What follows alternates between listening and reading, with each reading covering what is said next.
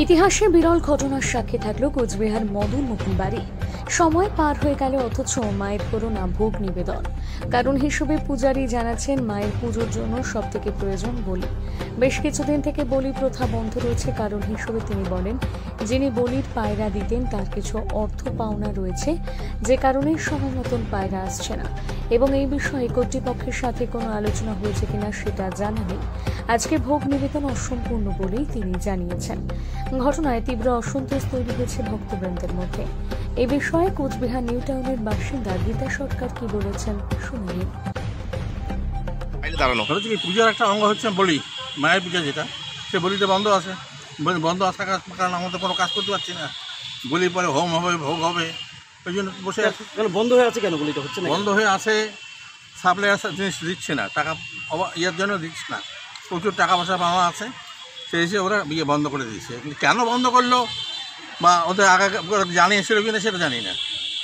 প্রতিদিন তো এই সময় ভোগ নিবেদন হয়ে যায়। হ্যাঁ, ভোগ নিবেদন হয়ে যায়। এবার হচ্ছে না, বলিতে না হওয়ার জন্য। আজকে তো বিশেষ পুজোও রয়েছে। বিশেষ পূজা চতুর্দশী পূজা তো রাত্রিবেলা হবে। আজকে এমনি কতগুলো বলি হতো পায়রা? না, কতগুলো না, আজকে বলি দিনের বেলা যেমন একজোড়া বলি, রাত্রিবেলা একজোড়া বলি। একজোড়া এখানে দুজোড়া, মা তার ঘরে একজোড়া আর মায়ের এখানে দুজোড়া। মানে এটা কি অনেকদিন পরে এই নিয়মে ব্যাঘাত ঘটছে এরকম? হ্যাঁ, অনেকদিন পর।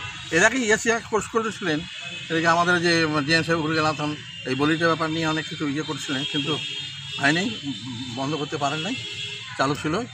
কিন্তু এবার হঠাৎ কেন বন্ধ হয়ে গেল? মানে যার যে বলি সাপ্লাই দেয় তার কি অনেক প্রচুর টাকা বাকি আছে? প্রচুর টাকা বাকি আছে, এটা আমাদের শোনা কথা আর কি। আচ্ছা, তো এখন কি করবেন আপনারা, কি ভাবছেন? কিছু করার কি আছে? বলি না পর্যন্ত আমরা কিছু করতে পারছি না তো। দাদা পূজাও অসম্পূর্ণ। হ্যাঁ, পূজা অসম্পূর্ণ। কি নাম দাদা আপনার? আমার নাম খগবতী মিশ্র। পুজো দেওয়ার জন্য মায়ের এখানে ভোগ নিবেদন করার জন্য এসেছি। ভোগ দিয়েছেন? ভোগ দিয়েছি, হ্যাঁ। কিন্তু আজকে এসে শুনছি এখানে কি পায়রা বলিটা নাকি কি বন্ধ হয়ে আছে, সেই জন্য এখানে কোনো ভোগ নিবেদন হচ্ছে না। এখন কি হবে আমরা তো কিছুই বুঝতে পারছি না। আমরা বসে আছি, মানে আদৌ হবে কিনা সেটা বুঝতে পারছেন না, সেটাও বুঝতে পারছি না। এখানে কি হবে, ডেপুটেশন হবে, সেই জন্য তারপরে মীমাংসা হলে তারপরে ভোগ হবে। আপনি তো অনেক আশা নিয়ে এসেছেন। মানে আমরা তো ভোগ দেওয়ার জন্যই এসেছি। আমরা তো ভোগ দিয়েছেন, তাই তো? ভোগ দিয়েছি, হ্যাঁ, কিন্তু ভোগ নিবেদন হচ্ছে না। এর আগেও এখানে ভোগ দিয়েছিলেন? হ্যাঁ, অনেক দিয়েছি আগে। ওই সময় কখন ভোগ দেওয়া হতো? 1টা, 12:30, 1টার মধ্যে ভোগ হয়ে যেত। এখন তো সময় পেরিয়ে গেছে। হ্যাঁ, 1:30 মতো বাজতে চলছে। 1:30 এখনো ওখানে পায়রা আসেনি, কিছুই আসেনি। এখনো পায়রা আসেনি, কিছু না। হ্যাঁ, এটা নাকি চিরাচরিত ঐতিহ্য মদন বাড়ি।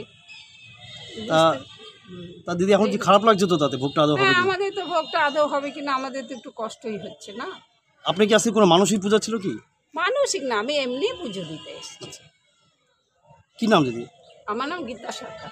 গীতা সাহা সরকার, গীতা সরকার। বাড়ি কোথায়? নিউ টাউন, ঢালমোড়ের আগে।